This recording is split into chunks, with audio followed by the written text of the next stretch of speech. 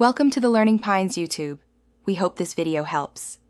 You begin with a single tender. Hold it steady on the board and expose the tendon by running your finger along its edge.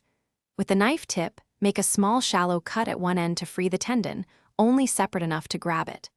Once you can feel the tendon, pinch it between thumb and forefinger.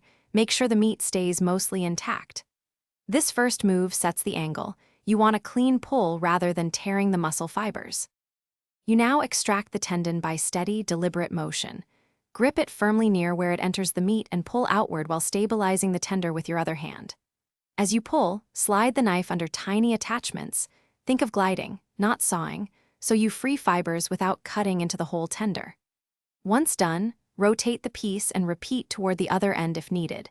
Make sure to follow the tendon's path so the meat remains whole and the removal is efficient.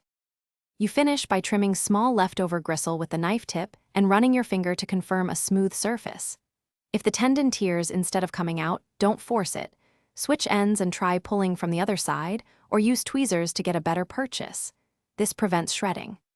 Once satisfied, rinse briefly and pat dry. Make sure the tender feels uniform so it cooks evenly.